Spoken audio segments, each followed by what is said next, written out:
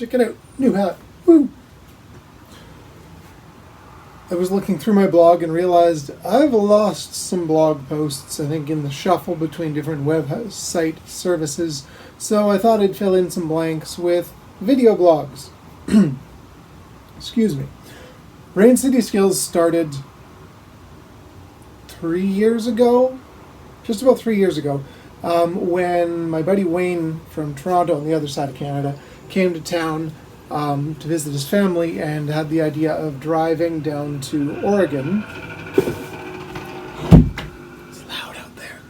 Driving down to Oregon to check out the One Drop Yo-Yo shop factory place where they make yo-yos. And so I said, sure. And we did a crazy 8-hour drive, spent the night, 8 hours back. Got a tour, hung out with Sean. It was really cool. Learned a lot. Came home and my wife had an idea. Now, I had only months before shut down King Yo-Star, which was the Chinese company that I was quasi-running, and had decided that that wasn't working. I wasn't going to do it again until I had a really great, solid idea. Came home from the One Drop shop, and my wife said, you know, why don't you do a hipster-themed company? You know, the yo-yos are made in Oregon. You're up here in Vancouver. That's kind of the hipster West Coast. Be a great idea. And I went, damn it, now I got to start another yo-yo company. So we did. Had talked to a friend named John Fisher who was working with me to make a set of Big Leary at the time, and he mocked up a design that looked nothing like this. Gave it to One Drop, talked to them, and they let me know that part of their prototyping price was to help with the design. So went that route. Now, I'm going to wander over to the case.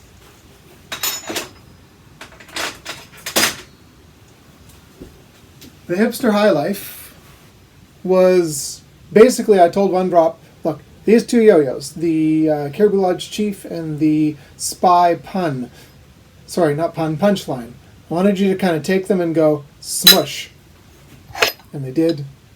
And we got that. So it's got kind of the rounded rims, but a little more of the V shape than the Punchline did. And so that's kind of what happened there. So got prototypes made.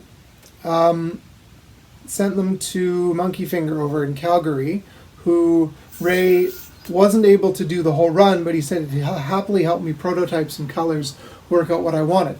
So he did those. We talked about ideas. I came up with the themes I wanted to hit, and he did 4 colorways. Now, I don't have any of those prototypes left. I kind of sold them all because when you're starting up a brand, you need to sell everything because stuff's expensive. But one of the ones that stuck was the foodie, so pizza flavored, and we had the beer snob, which is, beer, bubbles, things like that.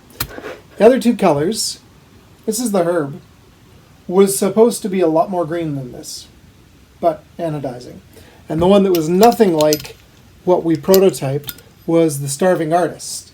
It was supposed to be the Hula Hooper. See how this one's got kind of the circular splashes, like you've got a pile of hula hoops on the ground.